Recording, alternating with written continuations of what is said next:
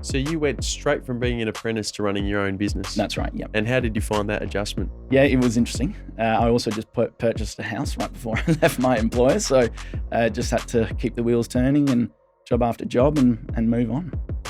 Welcome to Building Perspective, the Master Builders SA podcast. I'm your host, Will Frogley. Join me as I speak with some characters in the building and construction industry. At Dulux Trade, we're making paint easy for tradies all over Australia. With over 230 stores and over 1,000 paint professionals, expert advice for your next job is closer than you might realise. Need specialist advice for a tricky job? Easy. On-site and need it delivered? Easy. So get to know your local Dulux Trade Centre, Inspirations Paint or Paint Spot today.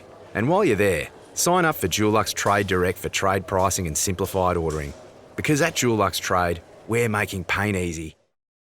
There's tons of young men and women out there who dream of being a builder one day, of getting into the game. And so they're probably going to be really interested in today's podcast because I've got a youngish builder in South Australia who's really on the up, and that's Luke Cooney from Imperium Constructions. He can talk a bit about his journey and what it's like out there at the moment. Luke, welcome to the podcast. Thanks for having me. I've been looking forward to this. Yeah, it's good. So you've been, how old are you now? So I'm 33. 33, and you're the owner of Imperium Constructions. That's right. So yep. They're a high-end builder, I understand, in Adelaide? Yes, yep. Myself and my business partner, James. So, we started it up sort of 8 years ago and, doing all custom residential, new homes and extensions. And excellent. So, mate, tell us, did you always want to work in the industry? How did you, I guess, let's go right back to the start and talk about your journey. How did you go from being, a kid to running your own building company? Yeah, I guess back at school, I was always into the tech and woodwork and probably the only subjects I got A's in. But so I was always about that kind of. You've always been a practical, hands-on guy. That's right. Yeah. And then finished school and thought I'd give construction management a go at university. And at the time, it wasn't for me, so I thought, I'll put that away and put that to bed, and went and got an apprenticeship in carpentry. So how long were you at uni for before you decided that wasn't for you? I was there for only 6 months. 6 months. I sort of pulled the pin on it quickly. And you were just yearning for something a bit more hands-on, were you? Yeah, that's right. Yep. And I thought, that's what I liked at school, and I thought this is for me. So So you're about 19, 20 when you started your carpentry apprentice. That's right. Who was that with? That was with Morgan & Hanson. They did a lot of similar work to what we do now, extensions and new homes and custom residential. So perhaps there's some young people watching this who've just got no idea how to get started. They're really green. How did you go about actually getting an apprenticeship? Did you just call people directly, or was it a connection? How did you get started? I did the carpentry pre-voc course at TAFE, which I thought gave me a bit of a head start, get used to the tools and things. So that was up my sleeve. And then, just talking around and talking to different people. And one guy I was speaking to just said, I know Andrew Morgan, and I'll introduce you, and he's looking for an apprentice, and it just went from there. Brilliant. Yeah. And Vanessa Power, my apprentices manager, will kill me if I don't mention this. Yes, Master Builders, we employ about 200 apprentices right across the trade. So if anyone is watching this and wants to get started with an apprenticeship, make sure you give Master Builders SA a call. So you started out as an apprenticeship, and did you just take to it like a duck to water? Did you love it straight away? Yeah, I did. It wasn't what I was expecting as such. It's pretty hard work, and just sticking at it, and a good boss really helps. And they help build work ethic and get you into it. Absolutely, because I know what it's like.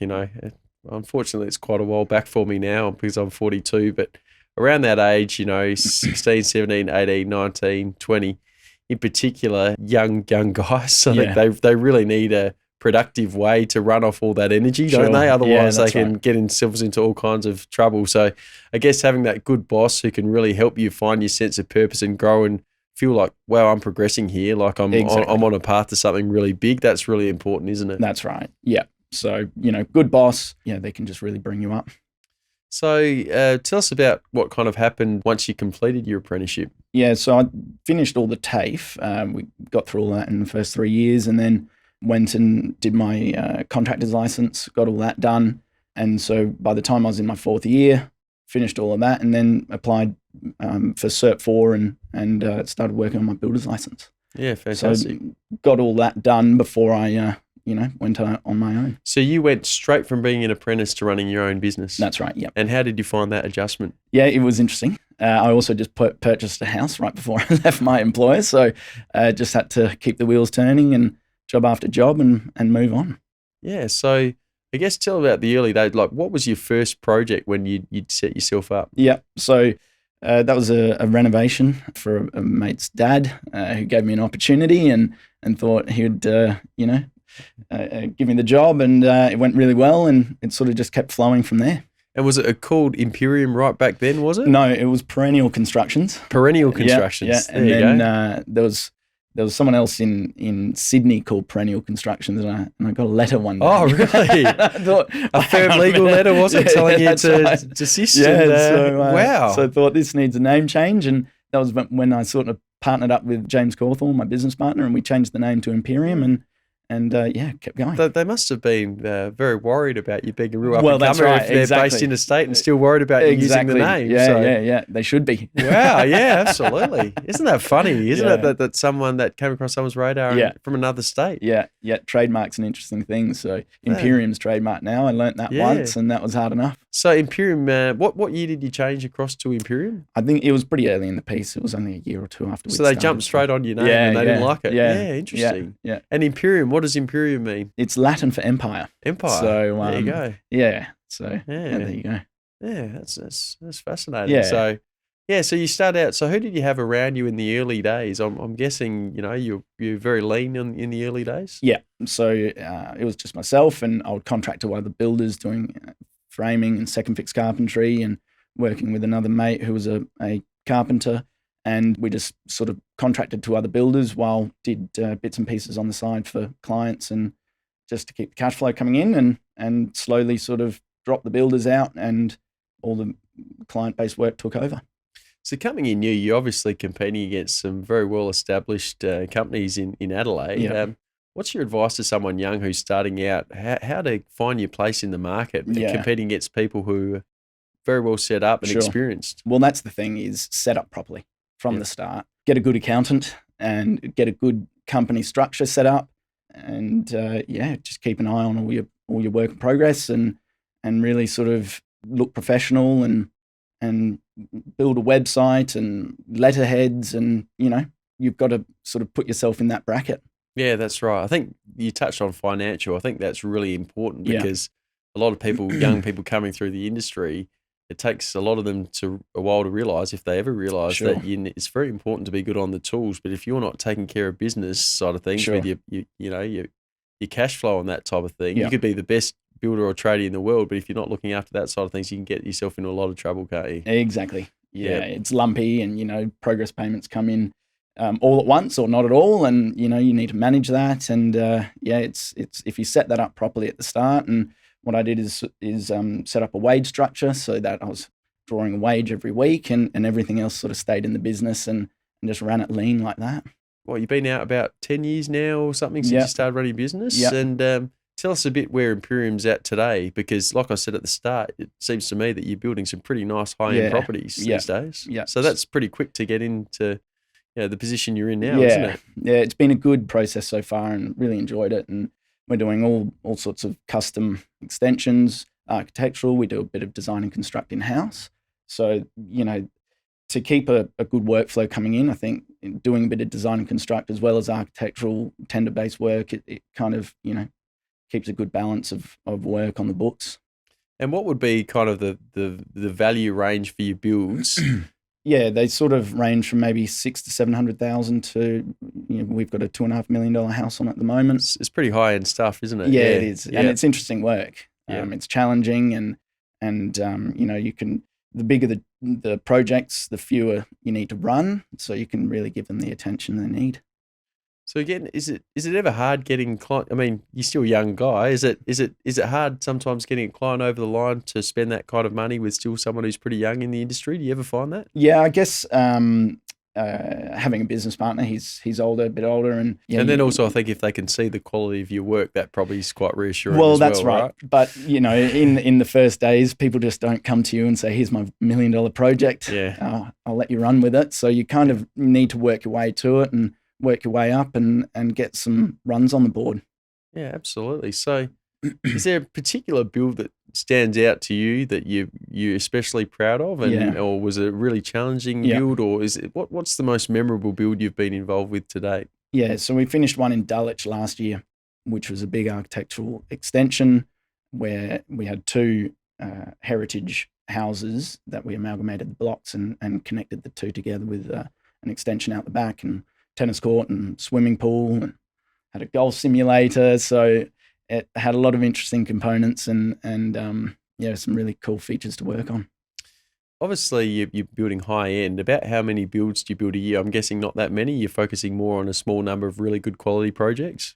We do sort of 8 to 10 projects a year. It's myself, James, my business partner, and Jordan, our supervisor, and then we contract all the trades out. But between the three of us, we seem to be able to manage 8 to 10 quite well and give them the attention they need, especially in that higher end market where the supervision is really needed to get the quality up. The tradie shortage that we've had in South Australia the past few years, it's been very real. And the big reason why is for years the number of people doing an apprenticeship in South Australia was going backwards. And then now that we're really busy, we've kind of been exposed. You mentioned at the start that you started going to university before quickly moving across to a trade. Did you feel that kind of intense pressure from your school or parents or anyone else to go to university instead of, because it sounds like, it's been in your DNA to go down the path that you ultimately went down? Sure. I guess, I'd say I'm the only one in the extended family who's a carpenter, but I guess, university was sort of the priority or the go-to thing to do after school. But just quickly nipped that and moved on. I think, when you're young and in the early stages, don't waste time. Yeah, absolutely. I think the Master Builders Born to Build program is really addressing this challenge at the moment, because it's actually, promoting to not just kids but their parents the opportunities in building construction, how much money you can earn these days. It can be a really rewarding industry, can't it? Yeah. So, but if people just think, if I don't go to university, I'm a failure. I mean, how wrong is that? Yeah, that's right. And I think if you know the process to getting your builder's license, whether it being through university, there's sort of two paths. You can take the university path and end up with your builder's license, or you can go through a trade and end up in the exact same position. So at the time, going through the trade and earning some money along the way was a good option. And I think if you go into your trade knowing that there's opportunities of becoming a builder or supervisor or whatever it might be afterwards, it's a good option.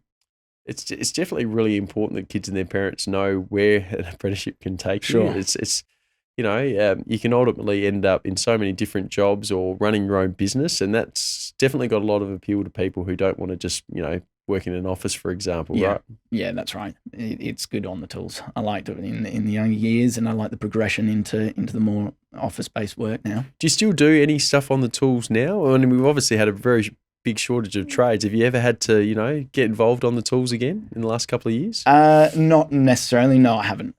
There's too much to do off the tools to run the business and keep the wheels moving and keep the jobs moving.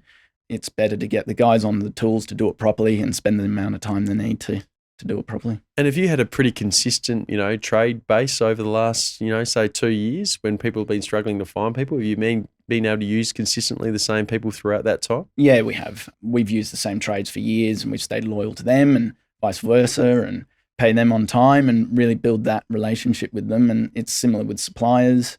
Over the last couple of years, our timber supply has been great. They've serviced us throughout, and I think it sort of is a reflection on how we've been loyal to them and again paid all their bills on time, and they respect that and want to stay loyal to us as well. The supply piece, so I think timber and steel, for example, have really improved over the past, say, 6 months, we hear, but there's still some patchy issues around glass and things like that. Have you experienced gyprock? Insulation? Is there anything else you kind of seeing is still hard to get hold of at the moment, or has the supply challenge really kind of settled down a bit in the last 6 months? Yeah, I think it has. It's definitely settled down. I think suppliers have put in good systems now to manage all of that and pre-ordering well in advance. So setting your projects up right from demolition throughout the build, that really helps with lead times of all the materials. I guess gyprock's one at the moment. There's plenty of gyprockers, just not enough gyprock. A bit like roofing as well. The iron seems to be a little bit short at the moment, but we're still getting it. I think doing fewer builds a year has really helped with that. Some of the bigger guys, where they've taken on more work than they would generally do, they're trying to sort of shuffle it around, I suppose.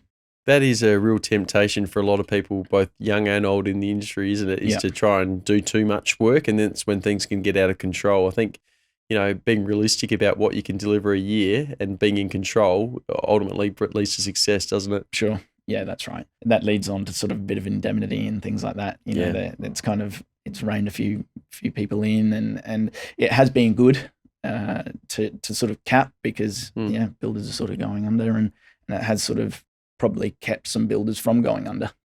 Yeah, so that is an issue that we hear from members all the time about building indemnity insurance. So that process hasn't been too bad for you? No, we've been able to upgrade over the last couple of years. We tried again last year. They've sort of put a bit of a limit on it now, but yeah, it's been okay. It's been okay at the moment. Again, does that stem back to you being in control and not drastically changing what you do year to year, and just being a good, consistent business over time? Is that what it comes down to? Yeah. Showing, strong books and retaining profits in the business is a big thing. Putting together all the necessary things that they want to see, that you're progressing forward and not just take on more and more work and getting in under your head. So you've obviously worked hard to get into this really good position at 33 years of age. You seem like a pretty ambitious guy. Where are you wanting to take Imperium in 10, 20 years' time? Yeah, I guess, I don't think we need to be the biggest builder, but certainly the best. I think, we'd want to do bigger and bigger projects, not necessarily more, but landmark residential projects that people talk about, people recognize, and they go, "Oh, look at that project, that's a big one," and put our name to it, like a few of the other guys in the industry who've developed that reputation for themselves. So how many of your clients at the moment, I mean, they come to you from word of mouth, is it, or just finding your website? Where do you find you get most of your clients? I'd say most is word of mouth, but we really push Instagram. Yeah, that's a big one. Whether it's, coming organically or people from word of mouth just jump straight onto your Instagram to have a look. So right from the get-go, building those websites and Instagram and making it look professional and what you do is a big thing, I think. Oh, absolutely. I know my wife and her friends are always looking at builders' Instagram pages. What about this one? Yeah. Maybe if we had a bit more money, but Sure. But they do look very slick and professional, the ones I've seen, no doubt about it. Yeah. You're obviously really busy. Have you got, what do you do outside of work? Do you have a young family? Do you play sport? What do you do with you probably, I assume, limited spare time? Yeah, I've got a beautiful wife and a new beautiful baby. So that's keeping me busy outside work. And when was the baby born? 19th of December. Oh, wow. Yeah, and it's sort of 8 weeks. How's your sleep going? You got Not too bad. Yeah. It's actually been okay, but Ali's doing a great job of that, and play a bit of tennis and get into the gym, and do try to take time off and have weekends off, and bit of downtime. When did you decide to become a member of Master Builders, and what made you want to become a member of the MBA? I joined MBA right from the get-go, and again, I think that was an important thing to do with setting the business up properly, get Master Builders behind you, get a good accountant, and do all of those steps to setting the business up right from the get-go. Yeah, that's really good to hear. Myself and my team, we really feel a lot of responsibility to do a good job, whatever it is we're doing, whether it's training, whether it's safety, whether it's legal, whether it's our lobbying, because we know that if we do a good job, it will make our members' lives a heck of a lot easier. So sure, it's something we obviously take a lot of pride in. Yeah, and it's good to contact, if we need to, legal department or contracts and just have a quick chat. It's very easy with you guys. Yeah, excellent. So have you had any other family members who are involved in the industry or close mates, or have you been kind of just gone down this path on your own? My uncle was a builder, not anymore, but he had a building company back in the day, and he's been a really strong mentor for my process and has given some good guidance and was there to answer any questions. So I think he's been a big part And yeah, I guess maybe that's where it's come from. So I guess what would your key piece of advice be to, say, an 18-year-old that's just starting out on an apprenticeship and wants to be a success in the building construction industry? What's your main piece of advice you'd give them? Yeah, I guess stick at it. Get there, be the first one there, the last one to leave. Listen and ask a lot of questions. You know, you don't know everything at the start or really anything. So ask a lot of questions. Why are we doing this? Why are we doing that? Pick up some weekend work and really get stuck in and absorb yourself in it. Well, look, your passion for what you do is very clear, and it's great to see a young guy coming through the industry and making a good name for himself. And it's also obviously been great to have a chat with you here today. So thanks for coming in. Thank you for inviting me. It's been great. Cheers. Thanks, Will. Thanks, Luke. Cheers. Thanks for joining me on Building Perspective. For more information on Master Builders or our guests, please visit our website at mbasa.com.au.